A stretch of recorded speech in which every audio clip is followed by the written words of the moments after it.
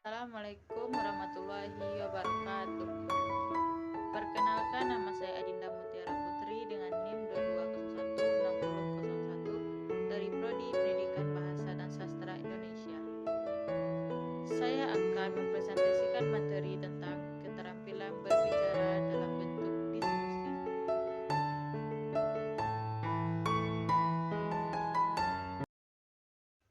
Pembahasan.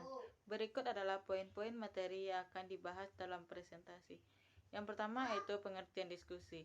Yang kedua, langkah-langkah dalam berdiskusi. Yang ketiga, hambatan berdiskusi. Yang keempat, tempat duduk berdiskusi. Yang kelima, manfaat berdiskusi. Yang keenam, unsur-unsur dalam berdiskusi. Yang ketujuh, jenis-jenis diskusi. Dan yang kedelapan yaitu praktik diskusi.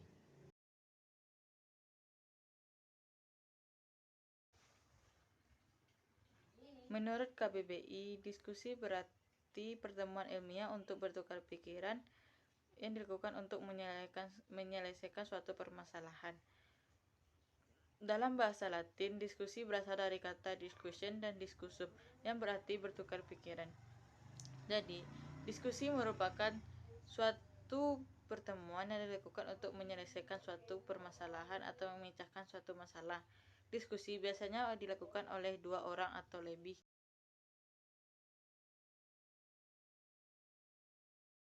Yang kedua yaitu langkah-langkah berdiskusi. Menurut Hamdayana ada 3 langkah-langkah dalam berdiskusi. Yang pertama yaitu langkah persiapan. Ada 4 hal yang dilakukan dalam langkah persiapan. Yang pertama yaitu merumuskan tujuan yang ingin dicapai. Yang kedua, menentukan topik atau jenis diskusi yang akan dilaksanakan. Yang ketiga yaitu menetapkan masalah yang akan dibahas, mempersiapkan segala sesuatu yang berhubungan dengan teknik pelaksanaan diskusi, seperti tempat dilakukannya diskusi dan petugas pelaksanaan diskusi. Kedua yaitu pelaksanaan diskusi. Ada 5 hal yang dilakukan dalam langkah-langkah ini, yaitu yang pertama, memeriksa segala persiapan untuk pelaksanaan diskusi. Yang kedua, memberikan pengarahan sebelum dilaksanakannya diskusi. Yang ketiga, melaksanakan diskusi sesuai dengan aturan yang telah ditetapkan. Yang keempat, memberikan kesempatan kepada setiap peserta diskusi untuk mengeluarkan pendapat atau ide-idenya. Dan yang kelima yaitu untuk mengendalikan pembicaraan ide kepada pokok persoalan yang akan dibahas. Yang ketiga yaitu menutup diskusi. Ada 2 hal yang dilakukan dalam menutup diskusi. Yang pertama itu membuat pokok pembahasan sebagai kesimpulan terhadap hasil diskusi. Dan yang kedua itu mereview jalannya diskusi dengan meminta pendapat kepada seluruh peserta diskusi. Yang ketiga, hambatan berdiskusi. Hambatan dalam diskusi biasanya adalah setiap orang menginginkan segera tercapainya persetujuan atau kesimpulan. Sikap seperti ini menghalangi jalan menuju terjadinya perubahan sikap para peserta diskusi. Perubahan sikap yang dimaksud adalah setiap peserta mau mendengarkan pendapat orang lain, sensitif dan kritis terhadap pendapat yang berbeda, maupun menghadapi pendapat orang lain yang berbeda dalam konteks yang sama, dan sebagainya. Yang keempat, tempat duduk berdiskusi. Biasanya tempat duduk dalam diskusi diatur atau disusun dengan cara berhadapan-hadapan. Pada umumnya, teknik pengaturan tempat duduk ini dilakukan dengan menyesuaikan peserta diskusi. Berapa banyak peserta diskusi yang mengikuti diskusi tersebut. Seperti tempat duduk dengan bentuk letter U atau bentuk lingkaran. Yang kelima yaitu manfaat diskusi. Secara umum ada 5 manfaat diskusi. Yang pertama yaitu sebagai wadah yang dapat membantu pemecahan masalah secara bersama-sama. Yang kedua, sebagai wadah untuk mengembangkan diri dengan meningkatkan kemampuan berpikir.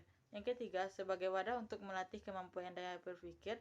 Yang keempat, membantu dalam mewujudkan proses kreatif. Dan yang kelima itu sebagai wadah untuk mengembangkan pengetahuan dan pengalaman para peserta diskusi. Yang keenam yaitu unsur-unsur diskusi. Ada 6 unsur-unsur yang terdapat dalam diskusi. Yang pertama yaitu moderator. Moderator adalah seseorang yang bertugas untuk mengawasi, mengatur jalannya diskusi. Yang kedua yaitu panelis atau narasumber. Penulis atau narasumber ini adalah orang yang menyampaikan materi dalam diskusi.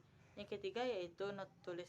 Notulis adalah seseorang yang bertugas untuk menulis hasil diskusi atau catatan rapat. Yang keempat yaitu peserta diskusi. Yang kelima, materi diskusi. Dan yang keenam adalah fasilitas. Fasilitas adalah salah satu faktor pendukung terpenting dalam diskusi, yaitu faktor pendukung yang untuk faktor. Yang ketujuh yaitu jenis-jenis diskusi. Ada 11 jenis-jenis diskusi. Yang pertama yaitu diskusi panel.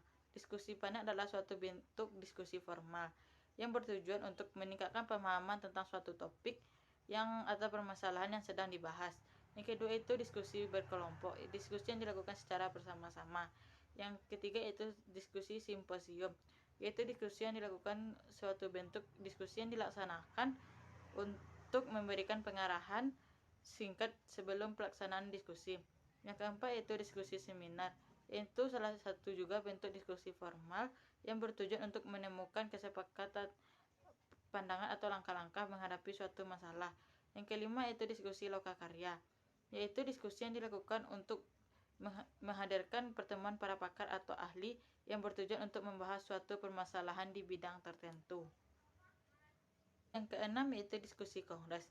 Diskusi kongres adalah suatu bentuk diskusi mempertemukan para wakil organisasi seperti politik dan lain-lain. Tujuannya yaitu untuk membahas dan mengambil keputusan mengenai suatu masalah. Yang ketujuh yaitu diskusi konferensi, yaitu diskusi berbentuk rapat atau pertemuan yang bertujuan untuk merunding atau bertukar pendapat. Yang kedelapan yaitu diskusi serasehan, yaitu bentuk pertemuan yang menghadirkan sekelompok undangan tertentu yang bertujuan untuk membicarakan suatu masalah dengan cara tidak resmi. Yang selanjutnya yaitu diskusi muktamar, yaitu diskusi yang diwakili oleh wakil organisasi yang bertujuan untuk mengambil keputusan. Yang selanjutnya yaitu diskusi munas, yang itu singkatan dari musyawarah nasional. Dan yang terakhir yaitu diskusi training. Yang kedelapan yaitu praktik diskusi. Praktik diskusi bisa dilakukan di kapan saja dan di mana saja seperti di ruang kelas. Ada beberapa hal proses dalam diskusi. Yang pertama yaitu perkenalan dan berucapkan selamat datang. Yang kedua pengantar isi dalam diskusi. Yang ketiga menciptakan situasi saling percaya. Yang keempat penjelasan tentang materi diskusi. Yang kelima diskusi. Yang keenam rangkuman. Yang terakhir adalah penutup notulen atau kesimpulan.